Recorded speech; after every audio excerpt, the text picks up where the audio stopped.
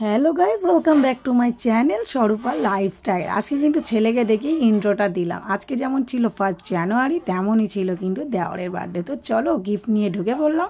দেওরের বার্থডেটা কেমন এনজয় করছি তো তোমাদের সাথে শেয়ার করার জন্য।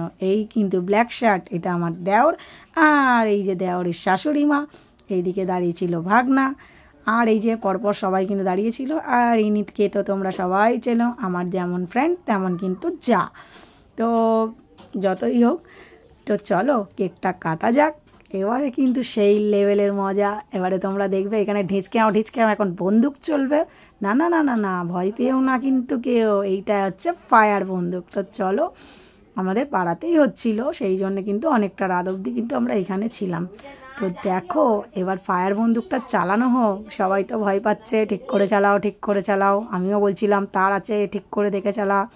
তো চলো ফাইনালি কিন্তু বন্দুকটা কিন্তু চালানো স্টার্ট হয়ে গেল। তো কারা কারা এই ফায়ার বন্দুক ফার্স্ট টাইম মানে দেখছো বা ইউজ করেছো অবশ্যই কিন্তু কমেন্টে জানিও। তো দেখো কেমন লাগছে কিন্তু জানিও দুজনকে। আর আমি তো আজকে একটু ধ্যাজা মার্কা সেজেছি, সেটা তোমাদেরকে আমি পরে দেখাবো আমি কেমন সেজেছি। তো এখন বার্থডেটা হয়ে যাক আর কেকটাও কাটা হয়ে যাক। কেক টেক কাটা হবে, কেক খাওয়া হবে, তারপরে না সব। তো চলো, বার্থডে বয়ও কিন্তু একটু কেয়াও করে নিল। শুধু বউ করলেই হবে, ওকেও তো একটু করতে হবে, তাই না? তো চলো কেমন লাগছে জানাও। হয়ে গেল কেক কাটিং এখন হচ্ছে কমপ্লিট। চলো এবার পিস দেওয়াও শুরু হয়ে গেল। এইটা হচ্ছে আমার সব থেকে বিরক্তিকর জিনিস একটা, খাবার দাবার নষ্ট করে দেয়। আর কেকটা দেখো চটকে মোটকে আলাদা করে দিচ্ছে। এই বেবিটা তো কত রাত অবধি জেগে গেছে। এই দেখো আমি একটা ধ্যাজা মার্কা সেজে নিয়েছি, যেগুলো আমার ভালোই লাগে না, বাট আজকে পরেছি, এতটাই ঠান্ডা লাগছিল।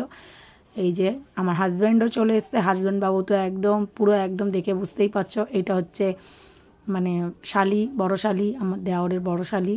তো চলো সবাই মিলে আবার উঠে যাচ্ছি ওপরে। নিচে গেছিলাম আমাদের বাড়িতে, ওর মেয়েকে একটু খাওয়ানোর জন্য গেছিলো। এখানে এই যে আরেকটা ফ্রেন্ডের সাথে দেখা হয়ে গেল, একটু হাগ করে নিলাম, নিউ ইয়ারও জানিয়ে দিলাম। তো চলো এবার একটু নাচন কোদন হবে না, পার্টিতে এসছি বলে কথা গাইস। তো দেখো যে যেমন পাচ্ছি কিন্তু পাগলা ডান্স দিচ্ছি, ক্যামেরা ধরে না ঠিক নাচাটা ঠিক জমে না, জানো তো। তো নাচবো দাঁড়াও, এটা তোমাদেরকে একটু টেলার দেখালাম, পরে কিন্তু নাচ ঠিকই হবে।